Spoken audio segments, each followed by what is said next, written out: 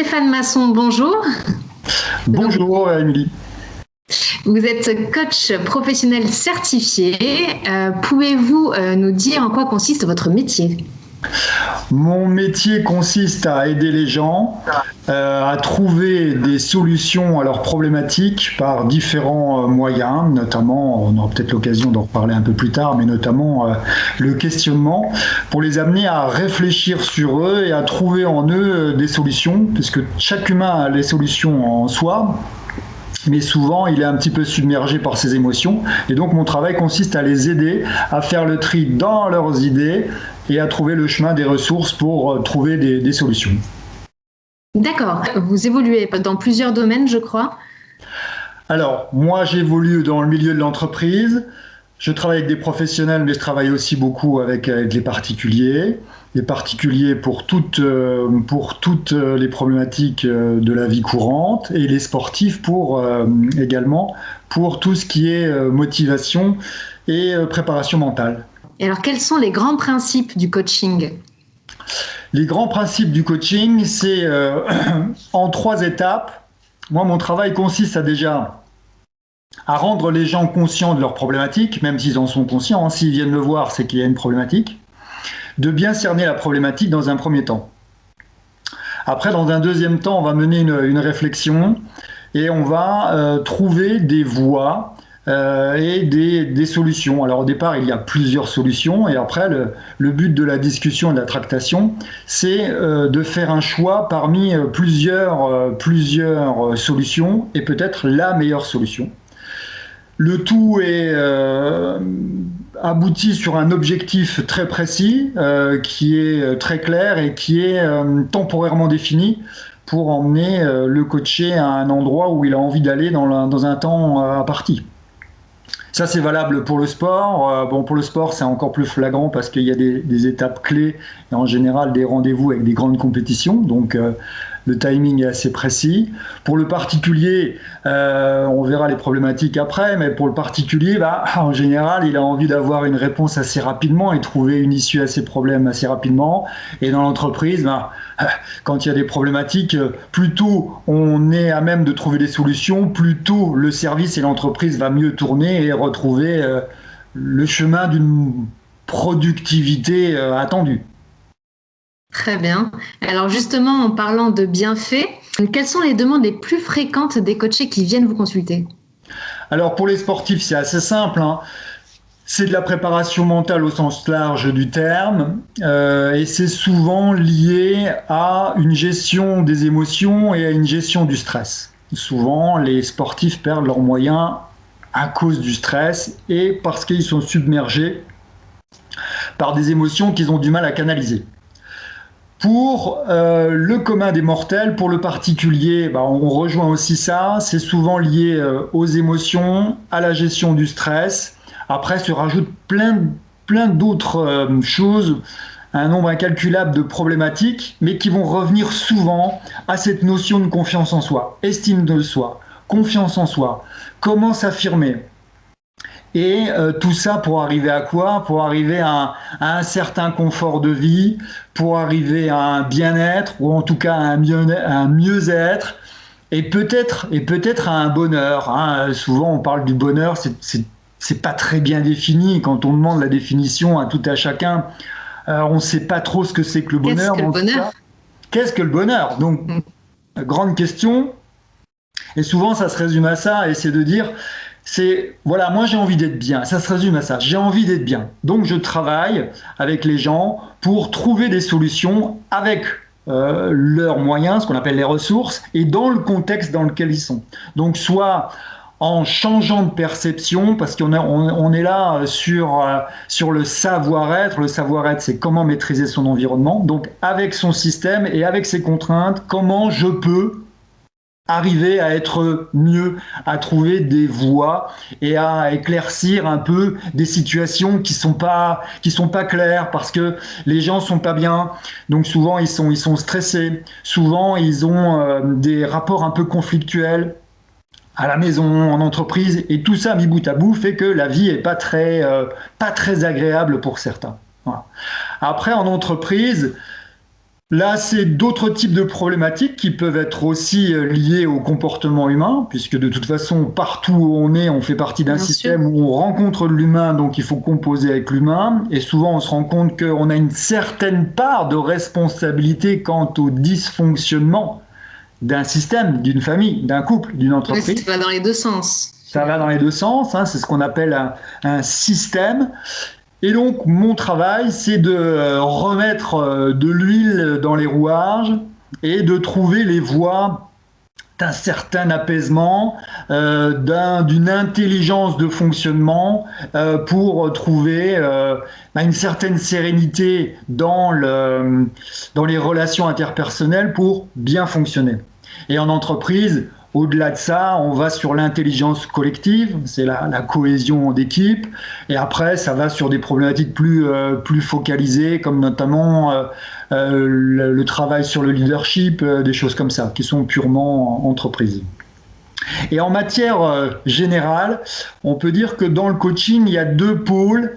Il y a un pôle qu'on dit de changement, ou plus précisément de transition, et un pôle de performance.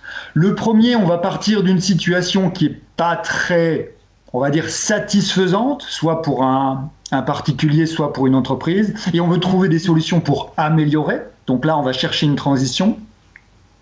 Tandis que le coaching de performance, on est dans des situations qui sont bonnes, on va dire, pour un c'est un bon particulier, pour terrain. une entreprise, et on a envie d'aller au-delà. Et donc, on cherche des outils, on cherche des moyens, et c'est là que le coach intervient, puisqu'il va amener les gens à aller optimiser les ressources pour trouver ce chemin de la performance. Alors, au sens humain du terme, hein, la performance, et on est là pour le particulier dans la réussite, et non pas forcément professionnelle ou financière, mais en tout cas dans la réussite humaine. Et en ce qui concerne l'entreprise, c'est pareil. La réussite, bon, c'est une efficacité, une efficience qui va, on l'espère toujours, influer sur une productivité et donc une sorte de réussite aussi qui va se traduire pour une entreprise en monnaie sonnante et trébuchante. Voilà. Oui, très bien. Et puis en satisfaction personnelle, donc pour le Alors, salarié. bien sûr, parce Finalement. que de toute façon, mon travail consiste quand même à mettre l'humain au cœur de tout système. Si l'humain fonctionne bien, le système ira bien. Donc de toute façon, l'humain est au cœur du système. De toute façon. Mais c'est la clé.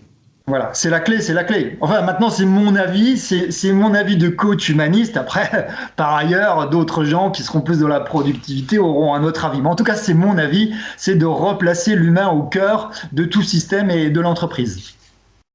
Très bien, merci Stéphane. Alors, combien de séances faut-il pour avoir les premiers résultats ? Ça va dépendre de la problématique. Ça va dépendre de trois choses en réalité. Ça va dépendre de la nature de la problématique, si on la juge difficile ou pas. Ça va dépendre de la personne et de là où en est la personne dans son cheminement et de l'engagement dont va faire preuve la personne. Si c'est une problématique relativement légère, si la personne est bien engagée et qu'elle a envie de travailler, alors j'utilise sciemment le mot travail parce que c'est un vrai travail sur soi. Si la personne a envie de travailler sur elle, on va bien avancer. Alors je prends un exemple, par exemple, vous voulez préparer un entretien d'embauche. L'entretien d'embauche, c'est lié au savoir-être et à certaines compétences personnelles, ce qu'on appelle les soft skills, des compétences personnelles liées à la perception de son image, la perception de soi dans un entretien. Pour une personne, on va dire lambda, avec une problématique lambda et puis une confiance, on va dire moyenne, en 3-4 séances, on arrive à avoir de très très bons résultats. Maintenant, si vous êtes par exemple très carencé en confiance en vous, là la problématique est un peu plus lourde et le travail va être un petit peu plus fastidieux, un peu plus long, parce que on va avoir besoin de beaucoup réfléchir sur ça. On va avoir petit à petit besoin de travailler sur soi, de travailler certaines compétences, d'essayer des choses. Donc on n'essaye pas. C'est pas spontané, surtout quand on est carencé. Donc faut avancer, c'est ce qu'on appelle la technique des petits pas, avancer tout doucement, donc le cheminement est un peu plus long. Là on part sur des processus, on va dire de 8-10 séances pour arriver à un résultat très satisfaisant, sachant que le résultat il se mesure essentiellement par la personne qui va se sentir surtout dans le cadre de cet exemple de la confiance en soi, c'est au bout d'un moment dire « Ah bah tiens, j'ai osé faire ça, j'ai osé parler à un tel, je suis allé voir mon chef, je lui ai parlé, je lui ai posé une question, voilà, ce qui se faisait peut-être pas avant, etc., etc. » Donc c'est un cheminement peut-être un peu plus long, qui demande du temps et peut-être un peu plus de séances.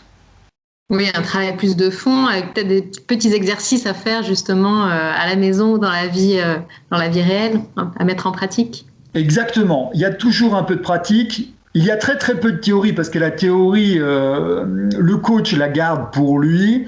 Il va que montrer la partie supérieure de l'iceberg en disant voilà spécifiquement vous, qu'est-ce que vous pourriez faire? Et c'est sous forme de questions. C'est qu'est-ce que vous pourriez faire pour améliorer ça? Je pourrais faire ça, je pourrais faire ça. Ok, est-ce que vous vous sentez de faire ça? Oui, ok. Quand est-ce que vous pouvez le faire? Est-ce que cette semaine, par exemple, vous pourriez essayer de voir quelqu'un qui, jusqu'à présent, vous impressionnait un petit peu dans le cadre du travail de la confiance en soi. Donc, il y a toujours une partie de discussion, c'est-à-dire on a une réflexion assez poussée sur le jeu, de quoi je suis capable, qu'est-ce que je peux faire, qu'est-ce que je pourrais faire, et avec les ressources que j'ai, qu'est-ce que je vais faire. Ça, c'est la discussion qu'on a avec le coach. Après, il faut passer à l'action. Sinon, ça reste de la théorie et on n'en fait pas grand-chose. Donc, il y a toujours une partie discussion qui se fait avec le coach. Et après, il y a une partie mise en pratique où là, la personne est un peu livrée à elle-même et va dans l'arène au lion, proportion gardée, pour tester un petit peu sa capacité à aller au-devant des autres et surtout à jauger comment cette personne-là réagit par rapport à elle. Pas tant comment les autres vont réagir, mais comment elle va se comporter par rapport à ce qu'elle a découvert d'elle et notamment ce potentiel qu'on a tous d'ailleurs, mais il faut aller le chercher. Socrate, donc il y a 2500 ans, faisait déjà ce type de travail-là, et il faisait un parallèle avec la maïeutique, et notamment l'accouchement, le métier de sage-femme, et il disait la sage-femme fait accoucher d'un être, d'un enfant.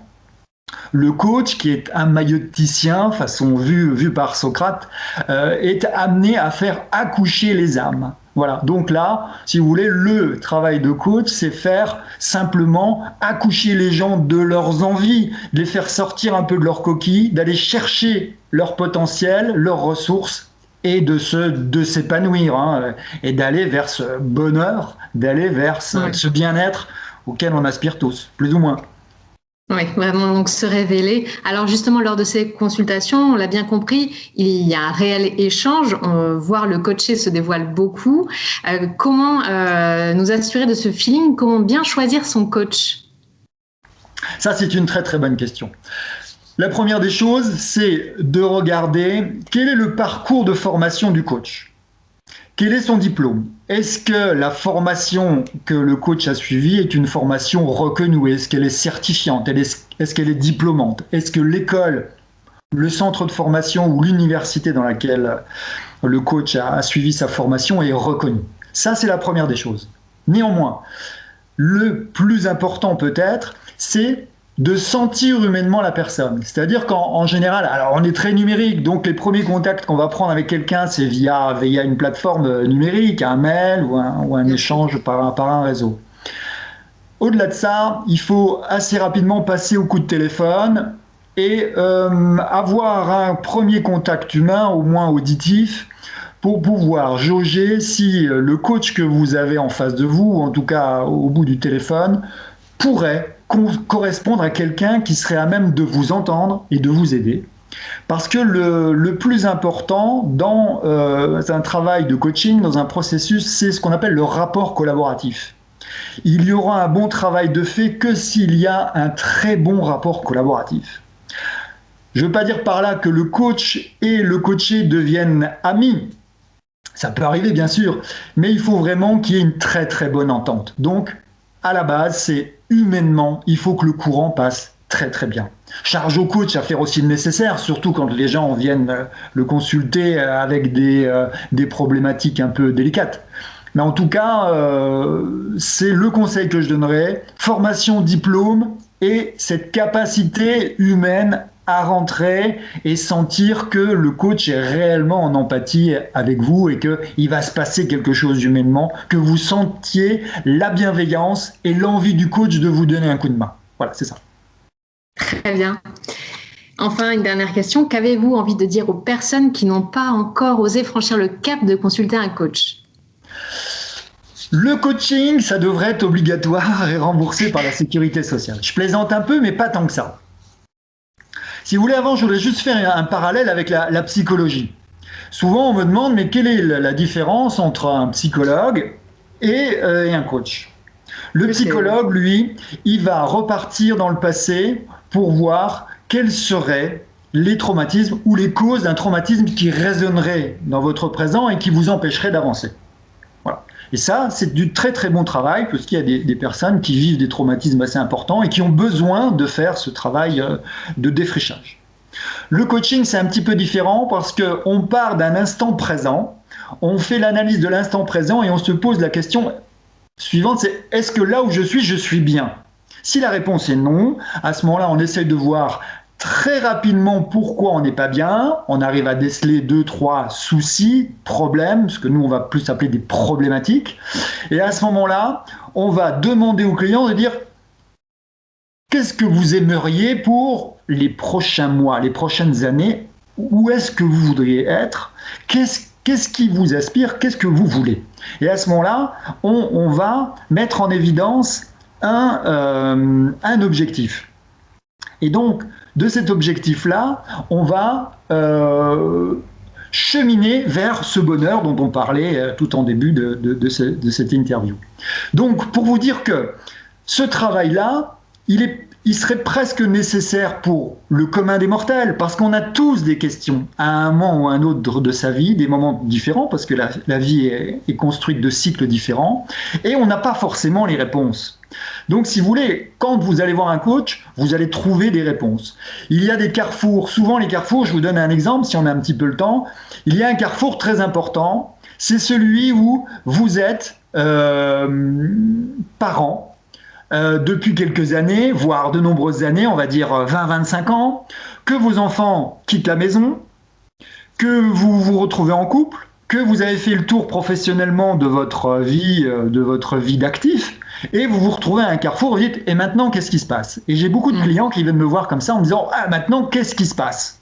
Et donc, faut se réinventer, c'est dur. Là, voilà, pour trouver, défricher et amener ces personnes-là à trouver des solutions et à retrouver un nouvel élan, un nouvel objectif, et redémarrer sur autre chose et un nouveau souffle pour continuer, sachant que quand vous êtes dans ces périodes-là, on retrouve une certaine liberté. Mais avant ça, il y a une espèce de deuil à gérer qui est les enfants qui quittent la maison, qui peut être quelque chose de l'ordre du traumatisme, toute proportion gardée. Donc pour revenir à la question de base, c'est de dire, voilà, souvent les gens ont des problématiques et ils vont plus gérer un bonheur immédiat qu'un bonheur à long terme. Je m'explique. Je ne vais pas bien en ce moment. Oh ben tiens, je vais prendre un catalogue de voyage. Bon, aujourd'hui c'est sur Internet. Je vais aller sur Internet et je vais me trouver un voyage et je vais aller par exemple une semaine à Marrakech et ça va me faire du bien. Je suis d'accord, ça fait partie des plaisirs que le coach va amplement indiquer aux gens pour que les gens soient bien. Cela étant, vous allez passer votre semaine, vous allez vivre un bonheur intense, mais quand vous allez revenir, vous allez retomber un petit peu dans le même potage. Pour employer une tournure un peu populaire, d'accord ? Alors que de dire, voilà, j'ai 2-3 soucis, je vais pas bien, je dissonne un petit peu, et j'aimerais trouver des solutions, mais je sais pas trop comment faire, je vais voir un coach, et plutôt que de miser sur ce bonheur immédiat qui peut...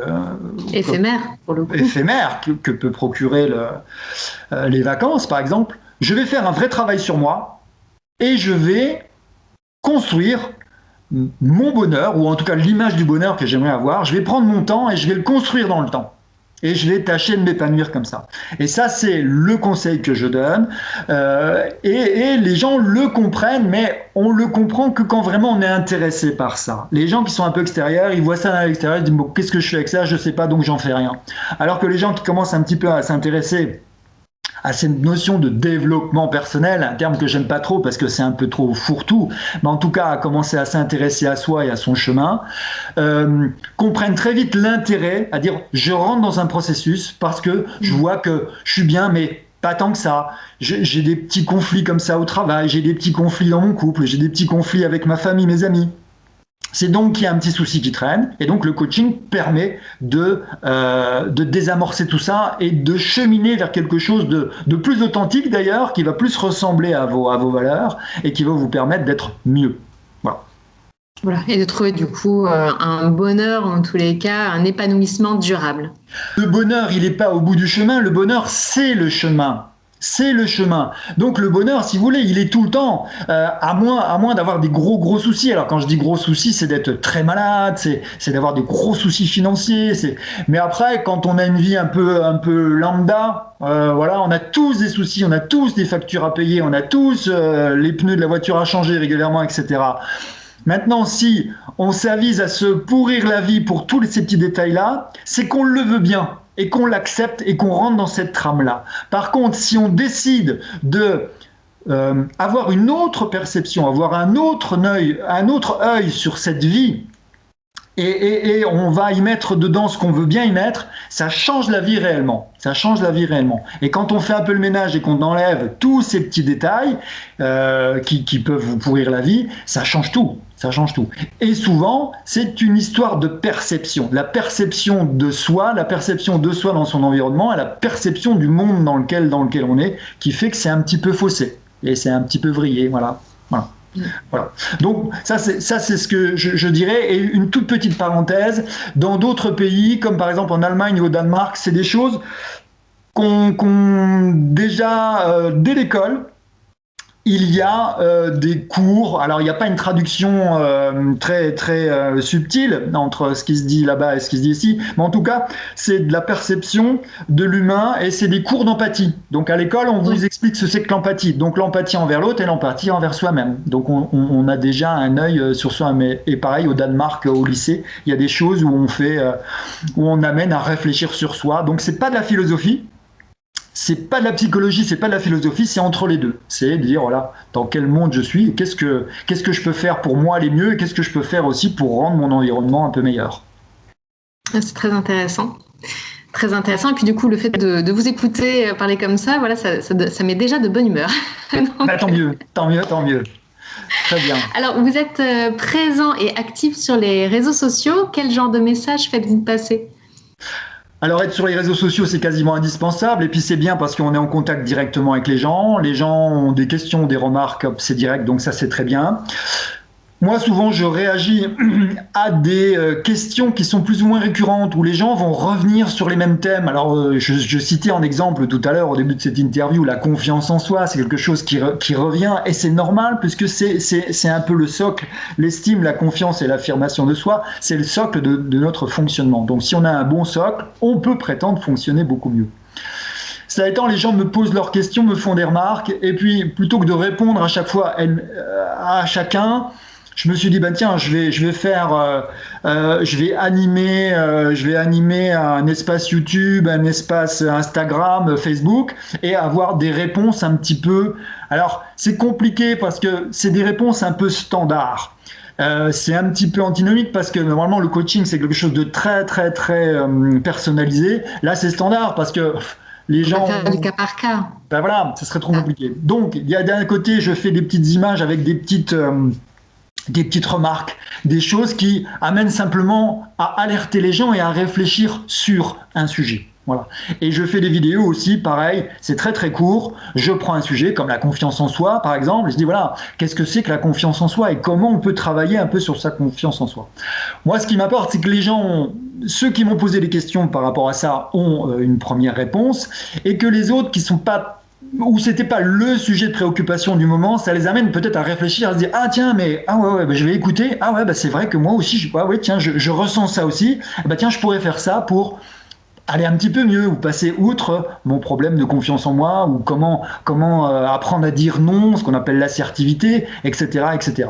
Donc ça, c'est assez important et c'est vrai que l'outil aujourd'hui, Internet, est très pratique pour ça. Ça permet de mettre des choses et puis d'avoir des retours et puis d'animer et puis de dire un petit peu les compétences sur lesquelles moi je suis amené à travailler et ce sur quoi je peux intervenir pour les gens et comment je peux aider les gens quoi aussi. Voilà, parce que je ponctue à chaque fois, bah voilà, c'est un peu comme vous, quand vous êtes malade et que vous allez voir un peu sur internet, bah tiens j'ai telle pathologie, maintenant voilà, le mieux c'est quand même d'aller voir un médecin. Mais en tout cas vous avez une idée de ce que vous avez, vous foncez chez le médecin. Là vous avez une idée de ce que vous avez, vous foncez chez un coach et le coach il vous aide à trouver la solution définitive quoi. En tout cas on l'espère quoi. Voilà. Eh bien, c'est un beau métier. Alors, justement, on va faire un petit tour des réseaux sociaux pour vous retrouver. Donc, vous avez un site internet, je crois, Instagram, donc Facebook, YouTube, on en a parlé. Est-ce que vous pouvez nous donner les adresses, peut-être? Alors, sur Internet, c'est simple, c'est coach-plus.fr, le tiré du 6. Il y en a un autre, c'est stéphane-masson.fr, comme ça se dit. Après, pareil, Instagram, Stéphane Masson Coach. Et après, Très bien. Puis on mettra toutes les informations de toute façon dans oui, les commentaires de cette vidéo. c'est facile à trouver. Stéphane Masson Coach, on bien organisé, on devrait tomber sur moi, quelle que soit l'interface que j'animerai. Voilà. Très bien. Eh bien, Stéphane Masson, merci beaucoup. Merci, Émilie. Et à Et au bientôt. plaisir. Ouais, merci, au plaisir. Au revoir. Au revoir.